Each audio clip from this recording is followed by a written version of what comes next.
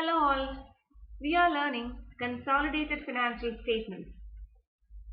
In the last video, we have learned the treatment of contingent liabilities and treatment of revaluation of assets and liabilities while preparing the consolidated balance sheet. Here is a problem for learning the treatment of revaluation of assets. From the balance sheet given, prepare consolidated balance sheet as on 31st March 2020. H Limited and S Limited. Share capital rupees 1 each. H Limited 3 lakh and S Limited 2 lakh 40,000. Reserves and surplus. Reserves 1 lakh 20,000, 60,000 for S Limited.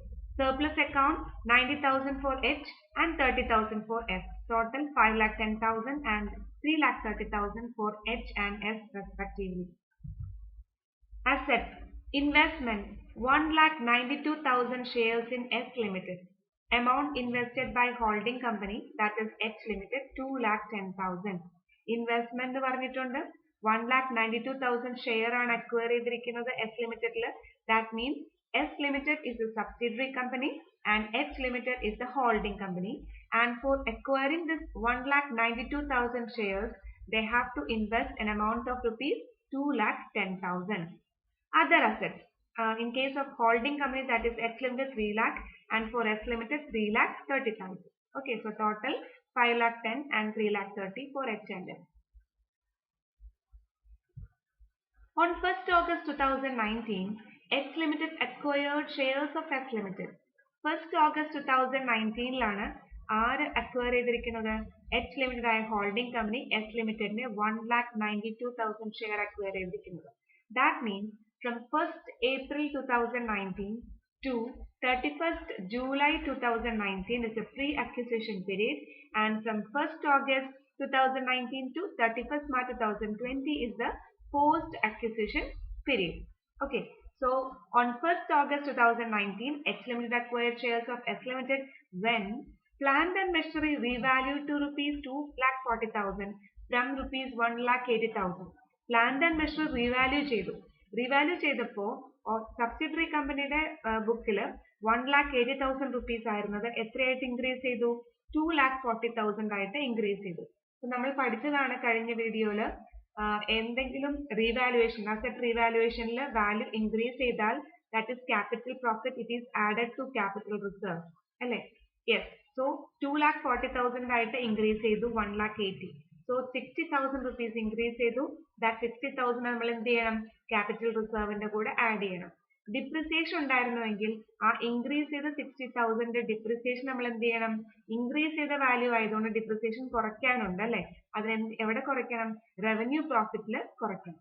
Okay. Then and furniture to rupees 45,000 from 60,000. 60,000 rupees നിന്ന് 40,000 rupees ആയിട്ട് കുറഞ്ഞു. Capital loss ആണ് അല്ലെ? ഈ capital loss എന്ത് ചെയ്യണം? Capital റിസർവിൽ നിന്ന് less ചെയ്യണം. 15,000 റുപ്പീസ് കുറഞ്ഞത് നമ്മൾ ക്യാപിറ്റൽ റിസർവിൽ നിന്ന് കുറയ്ക്കണം.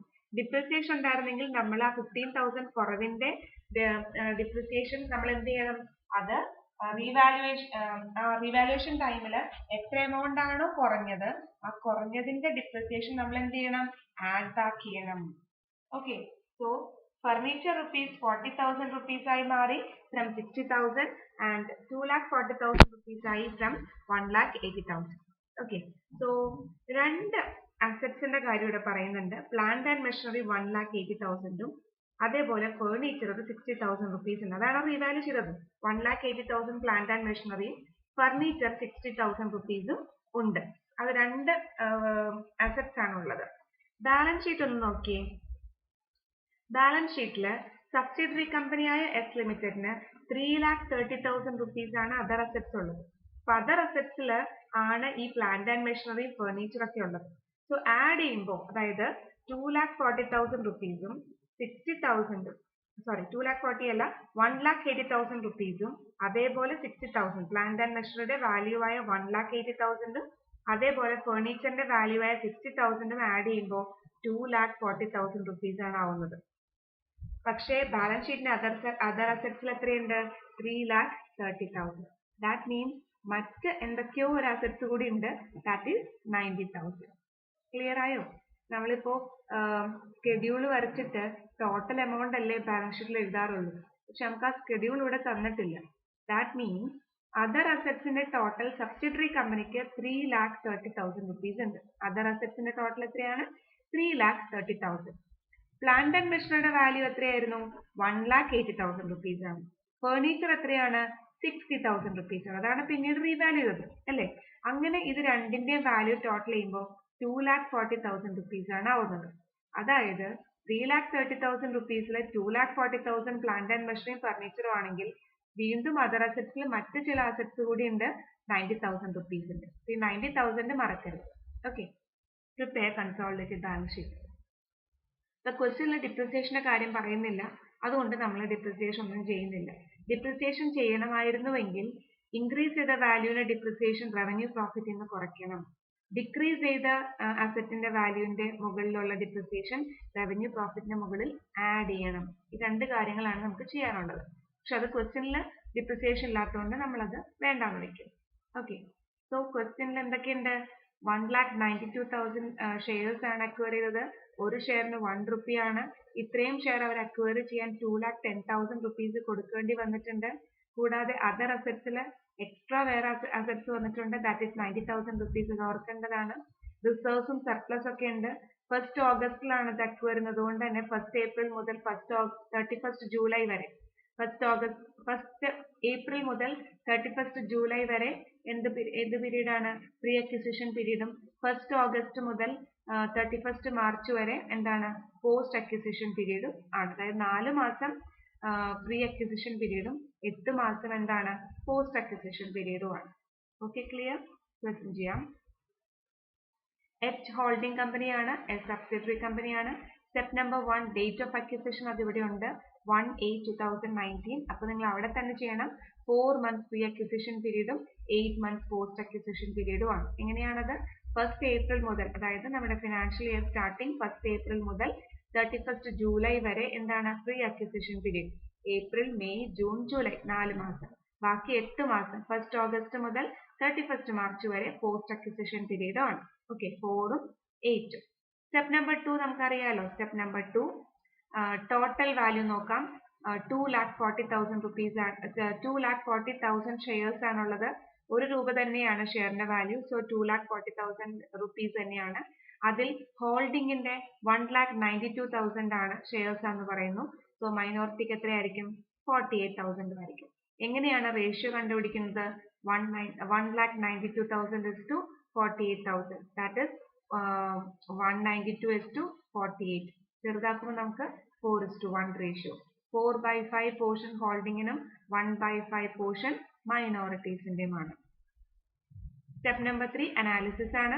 ജനറൽ റിസർവ്, സർപ്ലസ് നോക്കാം. സബ്സിഡറി കമ്പനിക്ക് എത്ര ജനറൽ റിസർവ് ഉണ്ട്? സബ്സിഡറി കമ്പനിയായ എസ് ലിമിറ്റഡിന്റെ റിസർവ് ആണ് നമ്മൾ എടുക്കുന്നത്.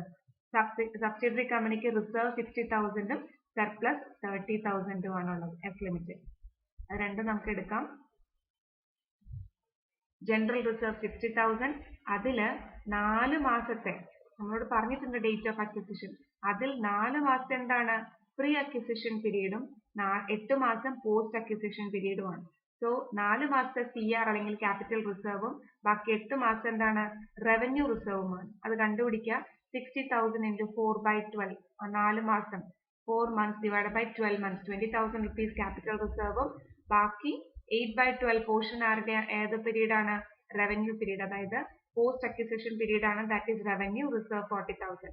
Then surplus 30,000. ഇതേപോലെ തന്നെ ക്യാപിറ്റൽ പ്രോഫിറ്റിന്റെ പോർഷൻ 4:1 അല്ല 4 monthsന്റെ ആണ്. That is 4 divided by 12, that is 10,000. Then revenue profit portion 30,000, 8/12 portion 8 monthsന്റെ 8/12, that is 20,000. ഇത്രയും ചെയ്തു കഴിഞ്ഞാൽ നമുക്ക് ശരിക്കും റീവാലുവേഷന്റെ കാര്യങ്ങൾ, അസറ്റിന്റെ റീവാലുവേഷന്റെ കാര്യങ്ങൾ സ്റ്റെപ്പ് നമ്പർ 3 വേണമെങ്കിൽ ചെയ്യാം, സ്റ്റെപ്പ് നമ്പർ 4 വേണമെങ്കിലും ചെയ്യാം. നമുക്ക് എളുപ്പം തെറ്റിപ്പോകാതെ ചെയ്യാൻ, നമുക്ക് തെറ്റാതെ ചെയ്യാൻ സ്റ്റെപ്പ് നമ്പർ 4 ചെയ്യുന്നതാണ് നല്ലത്. അതുകൊണ്ടാണ് ഞാൻ സ്റ്റെപ്പ് നമ്പർ 4 ചെയ്തിരിക്കുന്നത്. നോക്കാം. സ്റ്റെപ്പ് നമ്പർ 4 അപ്പോർഷൻമെന്റ് ആണ്. അപ്പോർഷൻമെന്റിൽ സ്റ്റെപ്പ് നമ്പർ 3 ചെയ്തു വെച്ചിട്ടുണ്ടല്ലോ. ജനറൽ റിസർവില് 20,000 ക്യാപിറ്റൽ റിസർവും 40,000 റവന്യൂ റിസർവുമാണ്. അതാത് കോളത്തിൽ എഴുതി. സർപ്ലസിൽ revenue part 20,000 capital reserve part 10,000 ആണ് അല്ലേ? 10,000 ക്യാപിറ്റൽ റിസർവും 20,000 റവന്യൂ പ്രോഫിറ്റുമാണ്. ഇനി റീവാലുവേഷൻ, അസറ്റിൽ റീവാലുവേഷൻ ഉണ്ട്. അസറ്റിന്റെ വാല്യൂ കൂടിയാൽ അത് ക്യാപിറ്റൽ റിസർവിന്റെ കൂടെ ആഡ് ചെയ്യണം. അസറ്റിന്റെ വാല്യൂ കുറഞ്ഞാലോ അത് റവന്യൂ പ്രോഫിറ്റിന്റെ കൂടെ അസറ്റിന്റെ വാല്യൂ കുറഞ്ഞാൽ അത് ക്യാപിറ്റൽ റിസർവിൽ നിന്ന് കുറയ്ക്കണം. ഓക്കെ, സോ അസറ്റിന്റെ വാല്യൂ ഇൻക്രീസ് ചെയ്താൽ ക്യാപിറ്റൽ റിസർവിന്റെ കൂടെ ആഡ് ചെയ്യണം. അസറ്റിന്റെ വാല്യൂ കുറഞ്ഞാൽ അത് ക്യാപിറ്റൽ റിസർവിൽ തന്നെ അത് കുറയ്ക്കണം.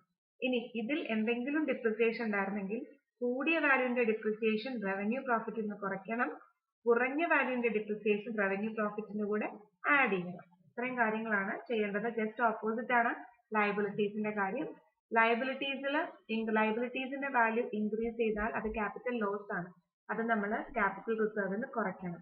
ലയബിലിറ്റിന്റെ വാല്യൂ കുറഞ്ഞാൽ അത് ക്യാപിറ്റൽ പ്രോഫിറ്റ് ആണ്, അത് ക്യാപിറ്റൽ റിസർവിന്റെ കൂടെ ആഡ് ചെയ്യാം.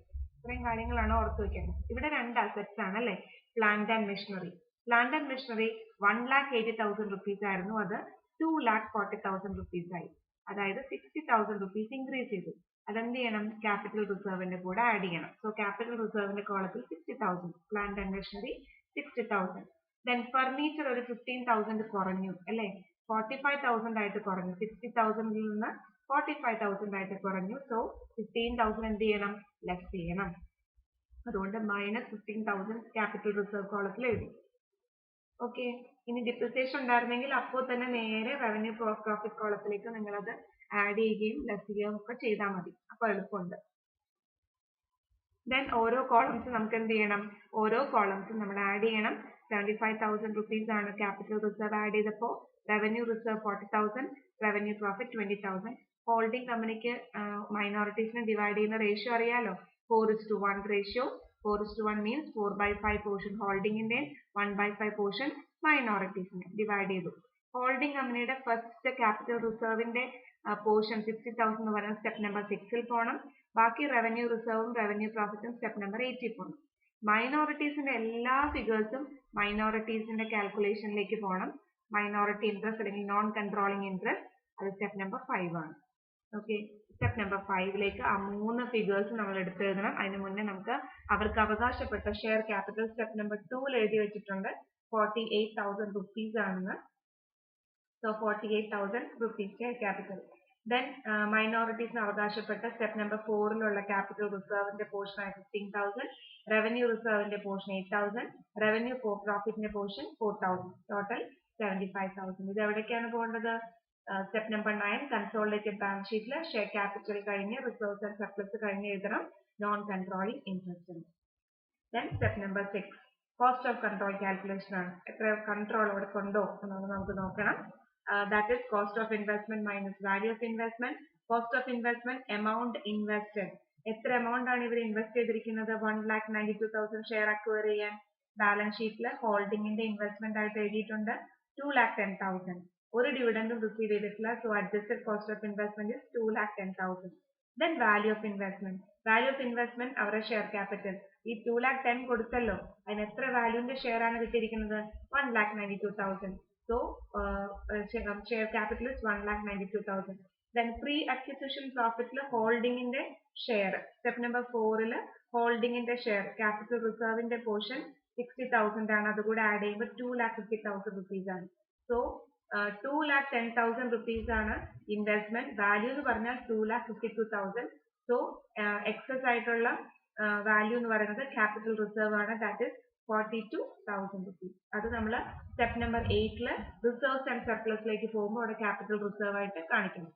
ഗുഡ്വിൽ ആയിരുന്നെങ്കിലോ കോസ്റ്റ് ഓഫ് ഇൻവെസ്റ്റ്മെന്റ് കൂടുതലായിരിക്കും. ഗുഡ്വിൽ ആയിരുന്നെങ്കിൽ അത് ഇൻടാൻജിബിൾ അസറ്റ് ആണ്, നേരെ സ്റ്റെപ്പ് നമ്പർ 9ലേക്ക് കൊണ്ടുപോയാൽ മതിയായിരുന്നു. Step number 7 Inter company transactions ആണ്, ഇവിടെ ഇല്ല, സോ നിൽ.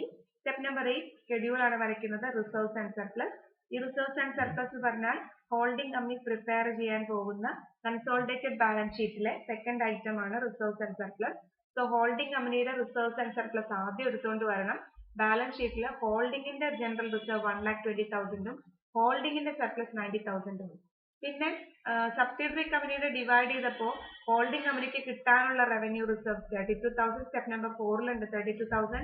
സ്റ്റെപ്പ് നമ്പർ 4 തന്നെ റവന്യൂ പ്രോഫിറ്റ് ഒരു 16,000. പിന്നെ step number 6 cost of control കാൽക്കുലേഷനിൽ ക്യാപിറ്റൽ റിസർവ് ആണ് കിട്ടിയത്, അതൊരു 42,000. So total 3 lakhs. ഇത് സ്റ്റെപ്പ് നമ്പർ 9 കൺസോളിഡേറ്റഡ് ബാലൻസ് ഷീറ്റിൽ കാണിക്കുന്നത്. Step number 9 consolidated balance sheet of A അല്ല, X limited and subsidiary S limited ആണ്. ആസ് ഓൺ 31st March 2020 ആണ്. തെറ്റിപ്പോയതാണ്, തിരുത്താൻ വിട്ടുപോയി. So consolidated balance sheet of S and subsidiary S Limited as on 31st March 2020. Okay. Share capital 3 lakhs. ആരുടെ share capital ഇത്? X ലിമിറ്റഡിന്റെ share capital ആണ്. X ലിമിറ്റഡിന്റെ share capital that is 3 lakhs. Reserves and surplus നമ്മൾ ഇപ്പോൾ ചെയ്തു വെച്ചിട്ടുണ്ട് 3 lakhs. Non controlling interest ഒരു 75,000 rupees ഉണ്ട്. 6,75,000. വേറെ ലയബിലിറ്റീസിന്റെ കാര്യങ്ങളൊന്നും ക്വസ്റ്റ്യനിൽ പറയുന്നില്ല. So 6,75,000. Then assets. Assets consolidated balance sheet of X Limited and subsidiary S Limited as on 31st March 2020 ആണ്. അസറ്റ്സിൽ നമുക്കൊന്ന് ചെയ്തു നോക്കാം. ഒരു സ്കെഡ്യൂൾ പോലെ താഴെ ഞാൻ വരച്ചിട്ടുണ്ട്. ദാറ്റ് ഇസ് ആദ്യം അസറ്റ്സിന്റെ കാര്യം എന്താണെന്ന് അറിയാലോ, ലൈൻ ബൈ ലൈൻ അഡീഷൻ ആണ്. രണ്ടുപേരും കൂടെ ആഡ് ചെയ്യുകയാണ് ചെയ്തത്. അപ്പോൾ ഹോൾഡിംഗ് അവരുടെ അസറ്റ് ഉണ്ട് അവിടെ 3 lakhs. സബ്സിഡറി കമ്പനിയിൽ പ്ലാന്റ് ആൻഡ് മെഷീനറി റീവാല്യൂ ചെയ്തു 2,40,000 ആയി. ഫർണിച്ചർ റീവാല്യൂ ചെയ്ത് 45,000 ആയിട്ട് കുറഞ്ഞു. പിന്നെ ഒരു അതർ അസറ്റ്സ് ഉണ്ടല്ലേ, നമുക്ക് അറിയാം സബ്സിഡറി കമ്പനിക്ക് 3,30,000 rupees അസറ്റ് ആയിരുന്നു. അതിൽ 1,80,000 പ്ലാന്റ് ആൻഡ് മെഷീനറിയും 60,000 ഫർണിച്ചർ ആയപ്പോൾ അതർ അസറ്റ്സ് ആയിട്ട് ഒരു 90,000 ഉണ്ടായിരുന്നു. ആ അതേഴ്സ് ആണ് 90,000. So total 6,75,000. അതാണ് കൺസോളിഡേറ്റഡ് ബാലൻസ് ഷീറ്റിന്റെ അസറ്റ്സ്. Thank you.